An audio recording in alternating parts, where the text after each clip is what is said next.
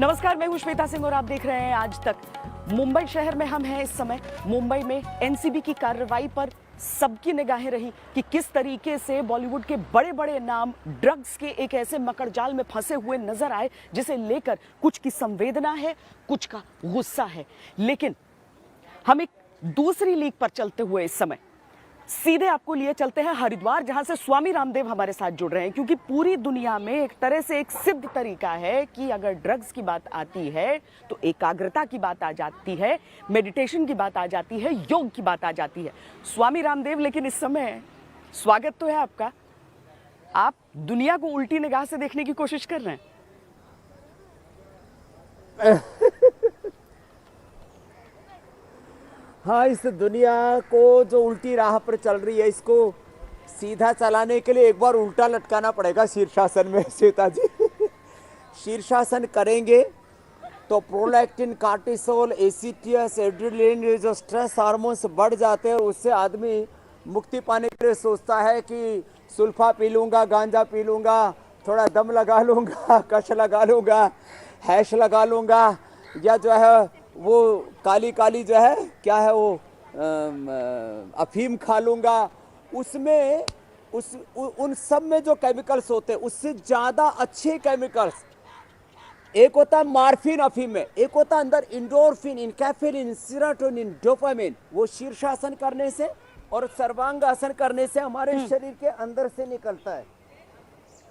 तो जिनको जो भी ड्रग एडिक्ट हो गए, बड़े बड़े ब्रांडों का बंटा धार हो गया, बड़े बड़ों की शोहरत कहीं खाक में मिल गई है, उन सबको ये शीर्षासन, ये सर्वांगासन, ये हलासन और थोड़ा बैठ करके अंतर्मुखी होकर के मूल्यांकन करें, तुम्हारी हैसियत क्या थी, तुम्हारी औकात क्या थी, और देश ने तुम्हें कितना ऊंचा सम्मान दिया, और आखिर तुमने ये क्या किया। तुम आइडियल थे लाखों करोड़ों लोगों के, और तुम गुलछर्रे उड़ाने लगे, धुआं उड़ाने लगे, ट्रक के चक्कर में फंस गए। थोड़ा सा खुली हवा में स्वच्छ सांस ले लो, भस्त्रिका कर लो, कपालभाति कर लो, अनुलोम विलोम कर लो, फिर रोना नहीं पड़ेगा, फिर पछताना नहीं पड़ेगा। मैं किसी को टारगेट करके चिढ़ा नहीं रहा हूं। कुछ कह रहे हैं बहिष्कार करो, कुछ कहते हैं स्वीकार करो, अपने ही बच्चे हैं, जरा सुधार करो इनका। देखो, अब इनको जो है रिवाइव करने के लिए, सरवाइव करने के लिए योग को अपनाना ही पड़ेगा। जैसे कल जो भी हम बड़े बड़े चांद सितारे जो भी देख रहे हैं, अभी कुछ दिनों से फंसे जा रहे हैं, अब वापस एक जिसको कहते हैं ना भारतीय वेशभूषा में नजर आ रहे हैं। अब उनको लग रहा है अपना ट्रेडिशन ठीक है, तो ये सबसे बड़ा ट्रेडिशन है योग। सुबह उठ करके भस्त्रिका, कपालभाति, अनुलोम विलोम, भ्रामरी उद्गीत करो, ओंकार का जप करो, भ्रामरी करो, नाद योग करो,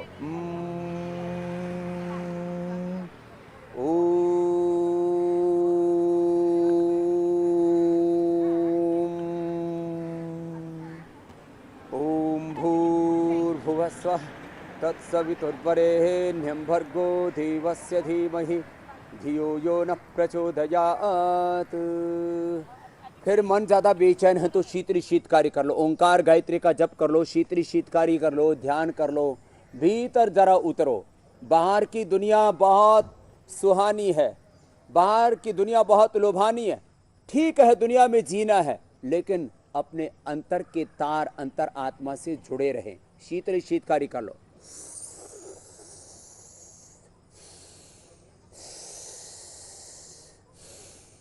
ड्रग की जरूरत ही नहीं पड़ती श्वेता जी।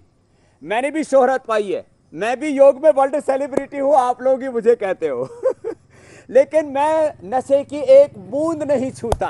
अच्छा, मैं कोई सुल्फे नहीं पीता। स्वामी जी, लेकिन मैं एक चीज यहाँ पर पूछना चाहती हूँ, जो लोग तर्क के हिसाब से, आप उसे तर्क कहिए, कुतर्क कहिए, लेकिन वो सारी चीजें लोग पूछने की कोशिश करते हैं, वो ये कि अगर होली में भांग खाया जाता है तो फिर ये किस परंपरा का हिस्सा हो जाता है। लोग पूछते हैं कि अगर कुंभ में वो चिलम देखते हैं साधुओं के हाथों में तो वो क्या होता है।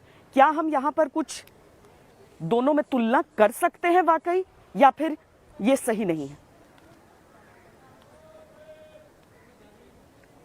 जरूर करनी चाहिए श्वेता जी। चिलम पीने वाले भंगेड़ी भी साधु नहीं हैं। जो होली पर भांग खाते हैं वो भी पर्व नहीं मनाते हैं, वो नशेड़ी हैं, वो राम और कृष्ण के भक्त नहीं हैं। जो सुल्फा उड़ाते हैं, गांजा उड़ाते हैं, भांग पीते हैं, चरस पीते, कहते हैं हम शिव भक्त हैं। अरे शिव तो महायोगी थे। कहीं कोई शास्त्र में प्रमाण नहीं है। 4 वेदों में, 11 उपनिषदों में, 6 दर्शनों में, रामायण में, महाभारत में, भगवत गीता में, किसी शास्त्र में नहीं लिखा हुआ। हाँ, कुछ बुरे लोगों ने शास्त्रों में मिलावट करके जरूर थोड़ा उल्टा पुल्टा करने की कोशिश की है। हमारे कोई महापुरुष नशा नहीं करते थे। हमारा कोई पर्व नशों से नहीं जुड़ा हुआ है, हिंसा से नहीं जुड़ा हुआ है। तो अपनी भारतीय संस्कृति पर जो आरोप लगाते हैं वो सरासर झूठे। और जो ऐसा करते हैं ना, वो साधु, वो सारे के सारे भंगेड़ी, नशेड़ी, उनका किसी धर्म से कोई ताल्लुक नहीं है। श्वेता जी, मैं धर्म का प्रामाणिक आचार्य हूं, व्यक्ति हूं, वो कह रहा हूं। हाँ, लेकिन स्वामी जी, यही बॉलीवुड है जिसने हरे कृष्णा हरे राम को दम मारो दम के साथ जोड़ा था। वो गलत जोड़ा था, क्योंकि बॉलीवुड की उस नैरेटिव की भी बात आती है। जो बॉलीवुड आज बड़ा परेशान होता है कि क्यों ड्रग्स को लेकर इस तरह की बातें होती हैं, पूरे बॉलीवुड को तुम लोग बदनाम करते हो। ये सवाल सबके मन में उठता है कि आपने हरे कृष्णा हरे राम दम मारो दम के साथ जोड़ा, या फिर असली जिंदगी का आईना दिखाया था उस समय पर्दे पर। स्वामी जी,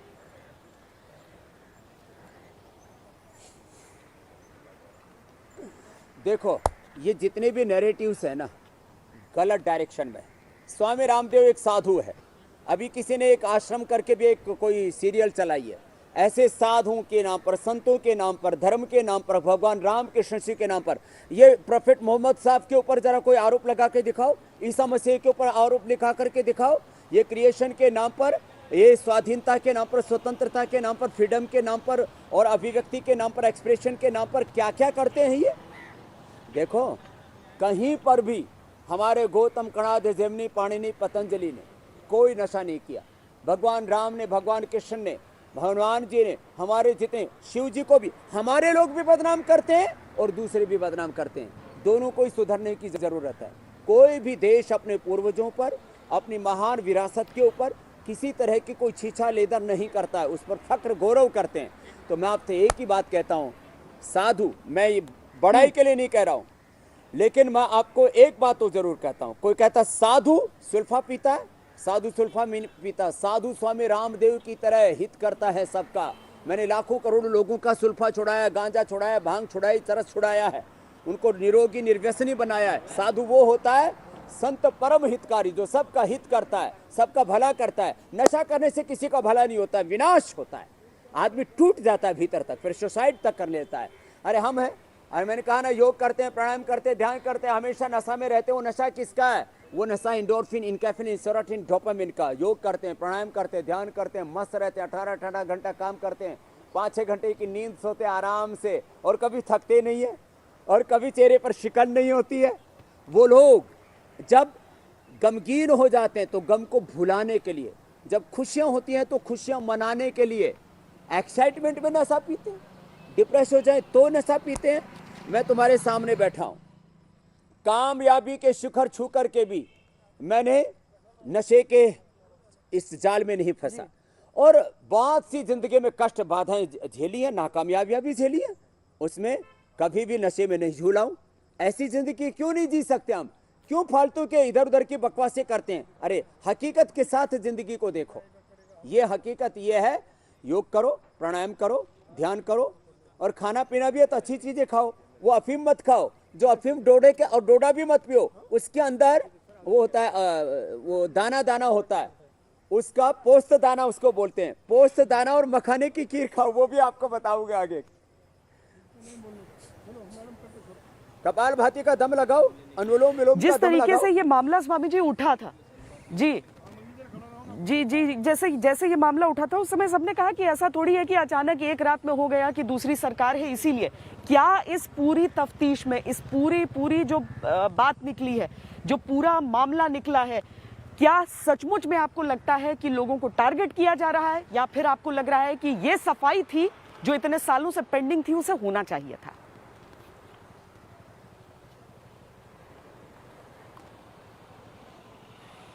करोड़ों लोग जिनके ऊपर सैकड़ों हजारों करोड़ रुपए लुटाते हैं, अपना जिनको रोल मॉडल, जिनको अपना आइकॉन मानते हैं, जरा उनकी कुछ तो जिम्मेदारी बनती है श्वेता जी। छोटे छोटे बच्चे, परिवार के लोग, बहू बेटियां, माता, सब पूरा परिवार इकट्ठा होकर के जिनके सीरियल्स देखता है, जिनके मूवीज़ देखता है और जिनको फॉलो करते हैं, वो किस प्रकार कौन से कपड़े पहनते हैं, किस तरह के जूते चप्पल पहनते हैं, वो किस तरह से चश्मे लगाते हैं, कैसे हेयर स्टाइल करते हैं, कैसे चीज़ों को खाते पीते हैं, उसमें अच्छे भी काम करते हैं, ऐसा मैं नहीं कह रहा हूँ।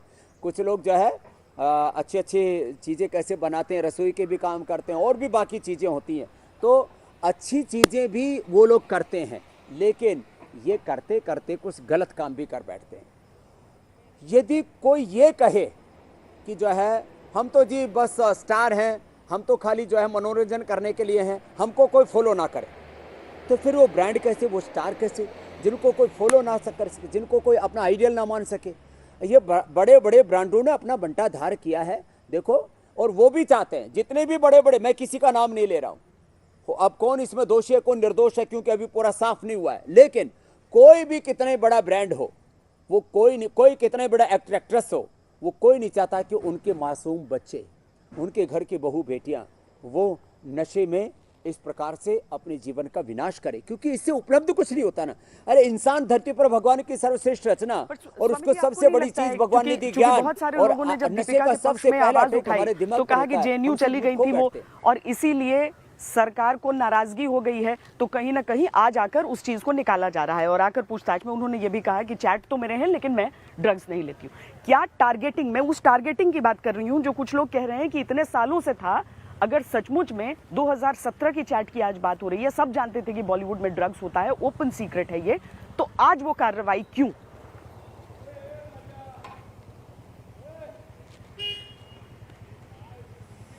देखो, मैं मानता हूं कि कहीं कहीं पर ऐसा भी हो सकता है कि जिन लोगों ने गलतियां की उनके ऊपर विशेष फोकस करके काम किया जा रहा हो। मैं किसी का पक्ष विपक्ष नहीं ले रहा हूं, लेकिन एक बात तो जरूर है, बहुत से लोग ये भी कह रहे हैं, आपने भी कल स्टोरी दिखाई थोड़ी देर, मैंने कल शाम को देखा था, रात को आज तक, कि जो है कब किस ने ड्रग लिया, तो उसमें पूरी एक फरहिस्त है लंबी सी, कि जो है, और अलग अलग मौकों पर सबने एक्सेप्ट भी किया हुआ है कि हमने तब लिया, हमने तब लिया, हमने तब लिया और छोड़ दिया।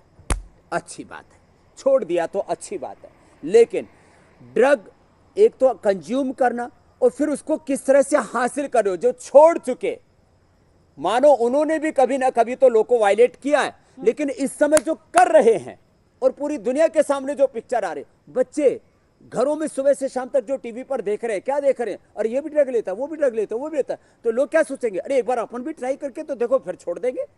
तो ये ड्रग कंज्यूम करना अपने आप में गुनाह है, और वो दूसरे ने किया तो उसको भी सजा मिलनी चाहिए, अब जिसने किया उसको भी सजा मिलनी चाहिए, और आगे से गुनाहों से तौबा करें, इसके लिए योग करना चाहिए श्वेता जी। और मैं बता रहा था, मखाने की खीर खाओ और ये उससे बचने के उपाय भी बता रहा हूँ।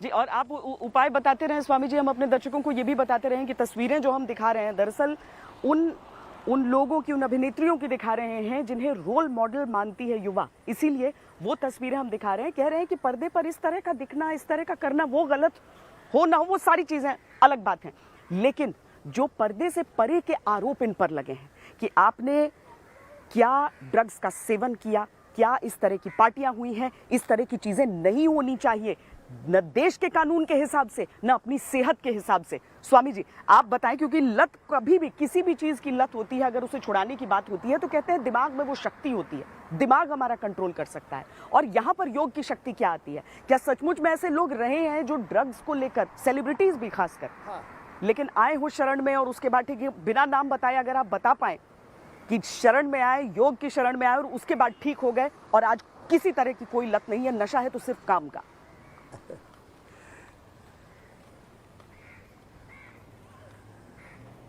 देखो, मैं पोस्त दाना और मखाना दिखा रहा था, इसकी खीर बना के खाओ ना तो नींद अपने आप अच्छी आ जाती है, दिल को शांति मिलती है, और ड्रग लेने की इच्छा नहीं होती है।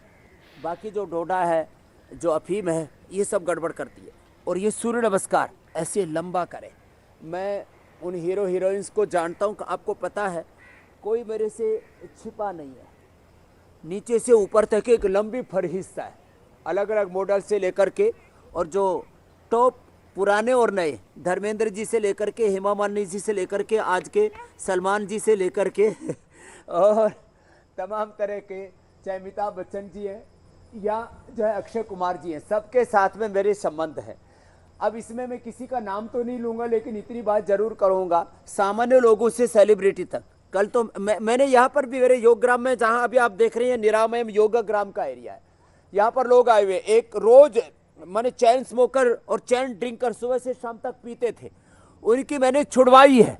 जो लोग सुबह से शाम तक गुटखा, मसाले, सामान्य नशों से लेकर के और ड्रग एडिक्ट हो गए थे, उनको मैंने सूर्य नमस्कार करवा करके, प्राणायाम और ओंकार ध्यान करा करके, मेडिटेशन करा करके नशों से मुक्त बनाया है। तो मैं एक ही बात कहूँगा, सूर्य नमस्कार करें और जो है बॉडी और माइंड के बैलेंसिंग के लिए कुछ ये पोस्चर्स करें।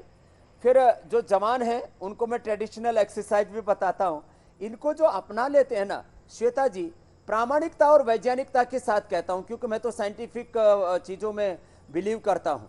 मैं कॉन्फिडेंस के साथ तो कहता हूँ, लेकिन बिना एविडेंस के कोई बात नहीं कहता। और आज तक तो देश का सबसे बड़ा चैनल है, करोड़ों लोग उसके ऊपर खाली देखते ही नहीं है, सुनते ही नहीं है। ठीक है, टीआरपी तो कभी ऊंची नीची चलती रहती है, लेकिन सबसे बड़ी बात है विश्वसनीयता, प्रामाणिकता।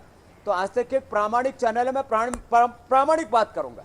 सैकड़ों रिसर्च पेपर हमने योग पर पब्लिश किए हैं। योग करने से आदमी को ड्रग लेने की इच्छा ही नहीं होती। मुझे धरती का कोई सारा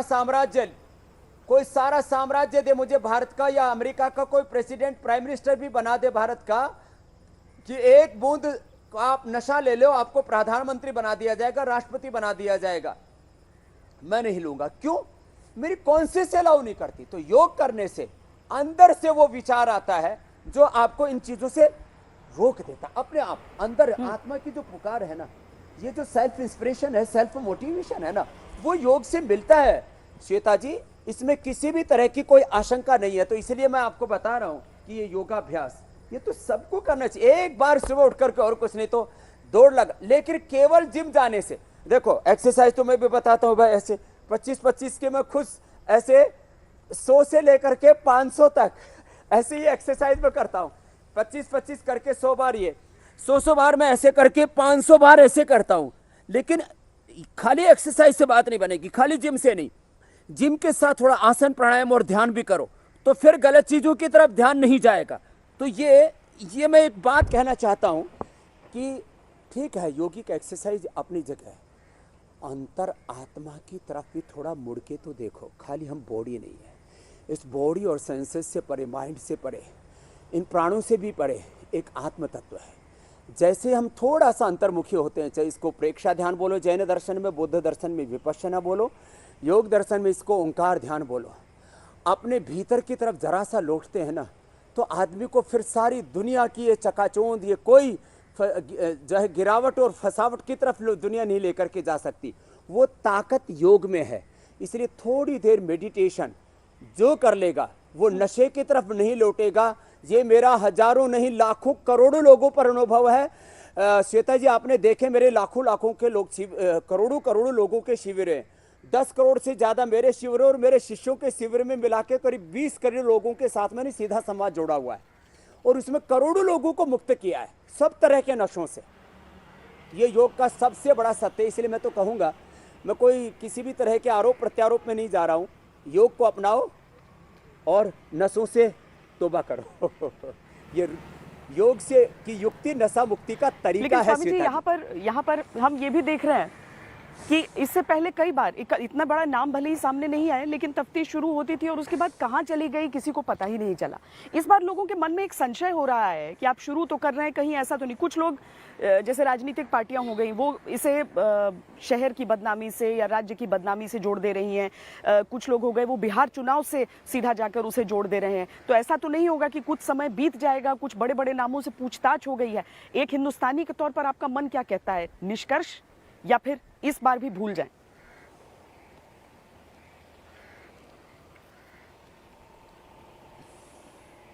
इस बार निष्कर्ष पर पहुंचना चाहिए, और जिन्होंने भी किसी भी प्रकार से कानून को तोड़ा है। कानून सबके लिए बराबर है, वो स्वामी रामदेव के लिए भी बराबर है। मैंने कहा मैं भी तो योग की एक सेलिब्रिटी हूँ, एक सन्यासी हूँ, एक योगी हूँ, वो मेरे जीवन का एक पक्ष है। लेकिन देश का कानून मुझ पर भी लागू होता है। स्वामी रामदेव कानून से बड़ा नहीं है, देश के प्रधानमंत्री भी देश के कानून से बड़े नहीं है, राष्ट्रपति भी कानून से बड़े नहीं है, तो सेलिब्रिटी कैसे बड़े हो गए।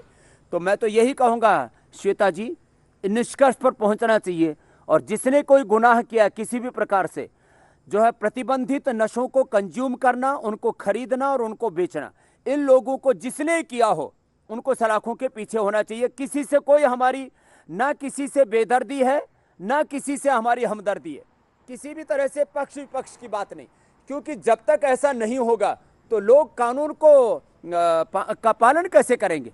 तो कानून क्या फिर जो है ये किसके लिए बना है, ये गलत बात है। जो है सारे देश में एक संदेश जाना चाहिए कि जो भी भाई ये काम करेगा उसको फिर उसका परिणाम भोगना पड़ेगा। तो इस बार परिणाम तक, कंक्लूजन तक मामला पहुंचना चाहिए श्वेता जी। स्वामी जी, एक समय था जब बॉलीवुड में या फिल्मों में एक्टिंग करना ये अच्छा नहीं माना जाता था। बहुत सारे ऐसे परिवार थे जो कहते थे कि मत जाओ, और बहुत सारे युवाओं को भाग कर आना पड़ता था। अभी भी दूसरे वजहों की वजह से भाग कर तो आना पड़ता है कहीं की, क्योंकि लोगों को लगता है इतना ज़्यादा रिस्क है, पता नहीं ज़िंदगी बनेगी कि नहीं। लेकिन कुछ जो नई बडिंग एक्ट्रेसेस हमारे यहाँ आई पिछले कई दिनों से, जो बहस के शोज़ के दौरान, उन लोगों ने कहा कि अब बड़ा मुश्किल हो जाएगा कि ये कैसे समझाएं कि नहीं हम वहाँ जाएंगे और हम ऐसी चीज़ें नहीं करेंगे। अब माँ बाप के मन में भी ये चीज़ रहेगी, जो ये चीज़ अभी तक सोचते भी थे कि हाँ हमारा बच्चा जा सकता है, एक्टिंग भी एक करियर है जो वो कर सकता है। आपको लगता है कि उन माँ बाप को आप कोई आश्वासन दे सकते हैं कि चाहे किसी भी इंडस्ट्री में आप जाइए, अगर उनके साथ कुछ ऐसी चीज़ें हैं, अगर उनके साथ वो मेडिटेशन है, वाकई ये काम करता है, वाकई अगर ज़िंदगी का हिस्सा बनाया जाए तो ये चीज़ें सही कर सकती हैं, ज़िंदगी को सही ढर्रे पर रखा जा सकता है?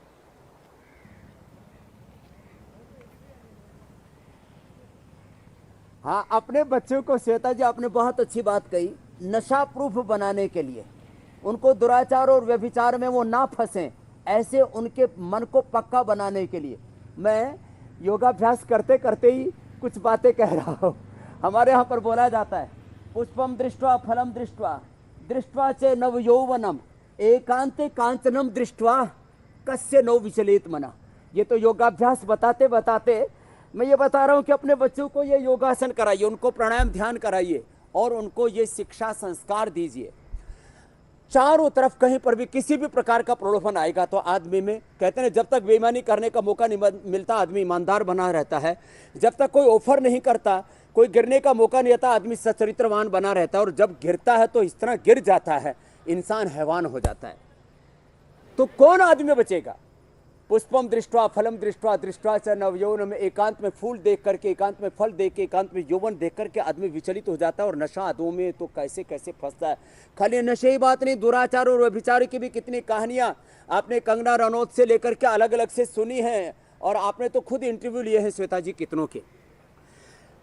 माता यस्य पतिव्रता पिता च यस्य धार्मिकः गुरुर्यस्य महायोगी तस्य नो विचलेत मनः। तो पहले तो माता पिता को ऐसा आदर्श अपने बच्चों के सामने कायम करना पड़ेगा कि देखो बेटा, तुम्हारे आइडियल हम हैं, तुम जो काम करने जा रहे हो वो तुम्हारा प्रोफेशन है। अपने माँ बाप की इज्जत को खाक में नहीं मिलाना बेटा, अपने पूर्वजों के महान चरित्र को याद रख करके आगे बढ़ना। तो एक तो योगाभ्यास से अपने बच्चों को मैंने कहा नशा प्रूफ बना दे, पूरा उनको किसी भी प्रकार की फिसलन में वो ना फिसले, ऐसा उनको मजबूत बना दें। उसके बाद भेजिए, कोई दिक्कत नहीं। 3 तरह के लोग हैं इस इंडस्ट्री में, आज भी हैं श्वेता जी, एक तामसिक, एक राजसिक, एक सात्विक। देखो अभिनय तो एक कला है, उस कला के साथ आपका चरित्र कैसा है ये अलग चीज है।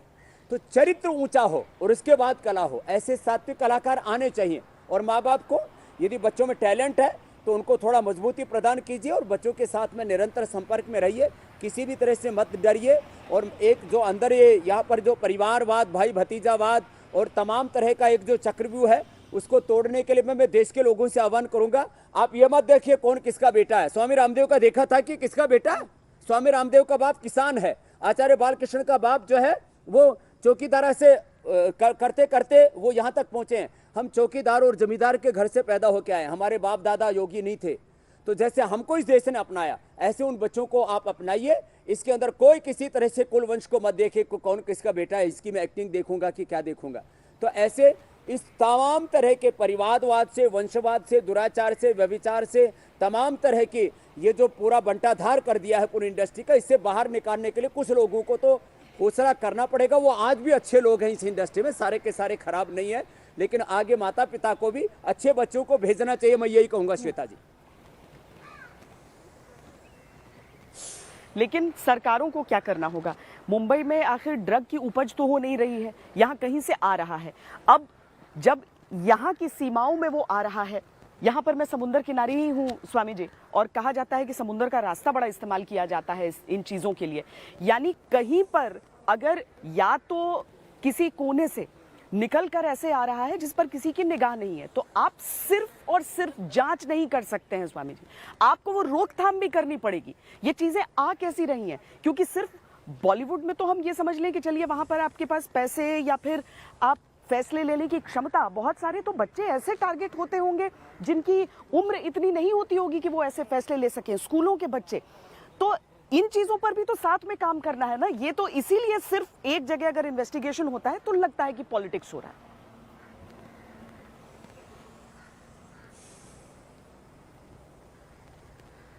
श्वेता जी, आपने उम्र की बात की। अभी जो सबसे कम उम्र वाली जो अभी तक जो बेटियां सामने आई हैं, सारा आई है 25 साल की, और जब ये कार्यक्रम चल रहा था शायद वो 21 साल की होगी, तब से कार्यक्रम शुरू हो गया। 18, 19, 20 साल में बच्चे इस तरह मुड़ जाते हैं, कितनी बुरी बात है। जो आपने बात कही दूसरी, जो भी एजेंसियां हैं, मैं तो कहता हूं ये जो ड्रग कंज्यूम करने वाले और बेचने वाले, इनके साथ साथ जो इसके लिए जिम्मेदार वहां पर ऑफिसर थे उस समय, उनको सस्पेंड करना चाहिए। जिन्होंने भी ये ड्रग वहां पहुंचने दिया, भाई जिनकी जिम्मेदारी थी, जिम्मेदारी खाली तनख्वाह लेने के लिए होती है, बड़े बड़े ओहदों पर बड़े बड़े पैकेज लेने के लिए बैठे हो, या वहां बैठ करके जो माल काटने के लिए बैठे हो कि कितना ही माल भेजो, 100 करोड़ का भेज रहे हो तो 25 करोड़ मेरे घर में भिजवा देना, 75 करोड़ तुम्हारे बाप दादा का। तो जो भी उस समय, जिस समय ड्रग कंज्यूम हो रहा था या अभी भी हो रहा है कहीं पर भी ये खेल, उस समय जो इसके लिए नियामक जो संस्थाएं हैं, इसके लिए जो जिम्मेदार ओहदे पर जो लोग बैठे हैं, उनको आर्थिक दंड भी मिलना चाहिए, दंड लगाना चाहिए, नौकरी से सस्पेंड करना चाहिए, और उनको भी जेल की सलाखों के पीछे डालना चाहिए। चाहे वो समुद्र के रास्ते आ रहा है, चाहे जमीन के रास्ते आ रहा है, ट्रकों में आ रहा है, गाड़ियों में आ रहा है, वो जूते चप्पलों में लपेट के ला रहे हैं या भीतर से खा करके ला रहे हैं। कुछ लोग तो पता नहीं कैसे कैसे तौर तरीके अपनाते हैं इन सब चीज़ों के लिए। आपको सब पता है श्वेता जी, देश को भी पता है, अलग अलग समय खबरें देखी हैं लोगों ने। तो जो भी इसके लिए जिम्मेदार व्यक्ति हैं, उन संस्थाओं को भी, पूरे सिस्टम को भी इसमें आड़े हाथों लेना पड़ेगा, नहीं तो जो है मतलब ये चुन चुन करके और ऐसे आप चीज़ों नहीं कर सकते। हमें एकदम ट्रांसपेरेंट होकर काम करना पड़ेगा। वाकई सिर्फ एक हिस्से से अगर हम आक्रमण करें तो वहां से विजय नहीं हो सकती है इस चीज पर। लेकिन स्वामी जी, एक और चीज को लेकर कई लोगों ने सवाल उठाना शुरू किया कि एक आध ड्रग्स का नाम लिया और कहा कि उसमें तो रिलैक्सेंट होता है, उससे लोगों को शांति मिलती है। देखिए फलां देश में वो लीगल माना जाता है, भारत को भी अपने लॉज को रिलैक्स करना चाहिए। क्या ऐसा करने की आवश्यकता है, या फिर ये एक तरह से वो गलत रास्ता होगा? क्योंकि इन ड्रग्स को दवाइयों में इस्तेमाल के लिए या दूसरी चीजों में इस्तेमाल के लिए उसकी तो इजाजत है, लेकिन सिर्फ एक रिलैक्सेंट के तौर पर शुरू कर देना क्या सही होगा?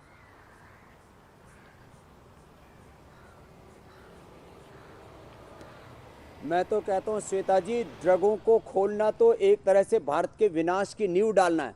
महात्मा गांधी जो इस आज़ादी के सबसे बड़े अगवा थे, वो कहते थे भारत आज़ाद होने के बाद में सबसे पहला काम मैं देखना चाहता हूँ, भारत को नशा मुक्त देखना चाहता हूँ। प्रतीकात्मक रूप से गुजरात के अंदर शराबबंदी हुई, फिर बिहार में नीतीश जी ने की, हरियाणा में भी बंसीलाल जी ने एक बार प्रयास किया।